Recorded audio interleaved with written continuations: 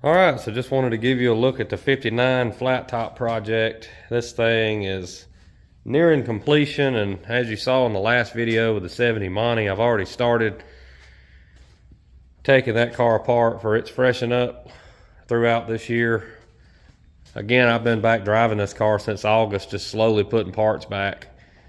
But there'll probably be one more video wrap up on this car when every little piece is back. You can see the two hood trims are still yet to be put back on, but it is a very nice turnout on this car, and paint, body, fit, and finish, probably one of the, as far as my personal cars, probably the best one I've ever did. But it was a lot of trouble to get all those gaps and stuff laid down just right.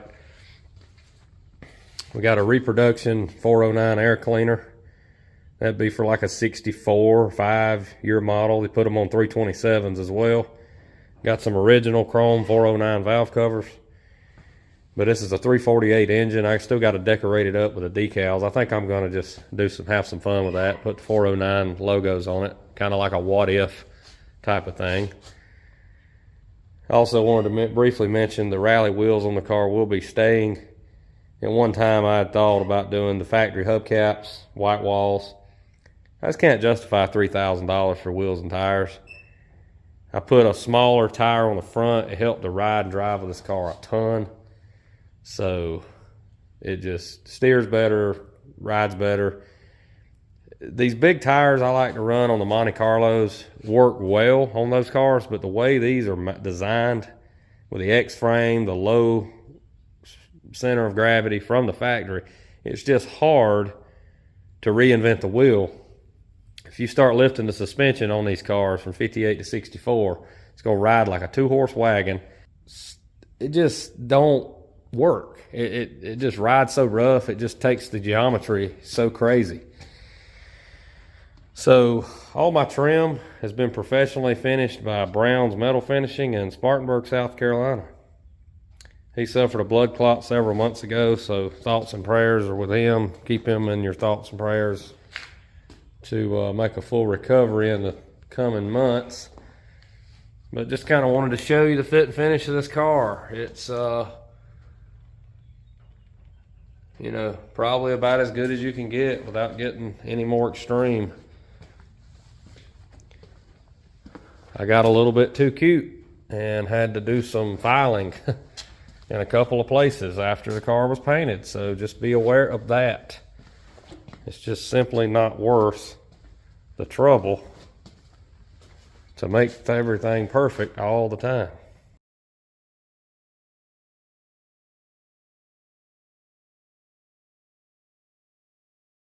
I wanted to do this car back with stock wheels and tires, but at the cost of probably over $3,000, time you buy Coker tires, had the hubcaps restored, buy the flippers for the spinners for the hubcaps, the wheels. It's just an obscene amount of money. And I mean, I seen one black that had the stock wheels and tires, and in my opinion, it didn't look as good as this car looked. The tires are just too small for a big car. So this car has a nice rake to it now. Back's up a little bit, front's down. It's got the 3570s on the back, and it's got 3560s on the front. And it really helped the driving and the ride on this car. So just wanted to kind of mention that. And don't get me wrong, these cars look good with the stock wheels and hubcaps on them. And if I'd have had all that stuff given to me, I may would have used it.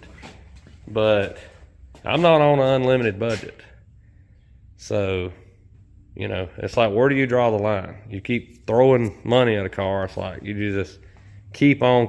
It's just, it could get obsessive. And this car I was already buried in anyway, because I paid for this car what should have been a near a 8 out of 10 car, and I've got a 6 out of 10 car. And a 6 out of 10 car is fine if it was like $15,000. This car was $26,000 when I bought it, and it was a 6 out of 10 car. And I knew the car had issues, but the way the issues were covered up, it even got me, because when you looked under the car, it wasn't, and you can go back and watch all the prior videos, but I just briefly wanted to mention, when you looked under the car, the floor pans were solid, and they were. But when I pulled the interior out, took the carpet out, the floor pans were all rusted above the braces. It's filled with spray foam. I had to take a propane torch and burn spray foam out of the frame rails of this car. There was no rust, thankfully. But it's like, what were you thinking? So just be careful. Even me knowing bodies and stuff on cars, the way this car was boo-booed up, it even got me a little bit. So just be careful out there. And that's why I get so mad when I see these cars at these swap meets and car corrals and places, and they got these huge prices on them. 70 Chevelle is probably the worst. And they want all this money, and I'm just seeing all kind of just crap wrong with these cars. And it's like, man, somebody's going to buy that. They're going to bring it to somebody like me to touch it up, and I'm going to have to tell them this car needs a full restoration. You just paid $80,000 for it. So that's why I get so mad when I see stuff like that. So with that being said, we're going to wrap this video up. Restoration inquiries in the video description, and we'll see you next time.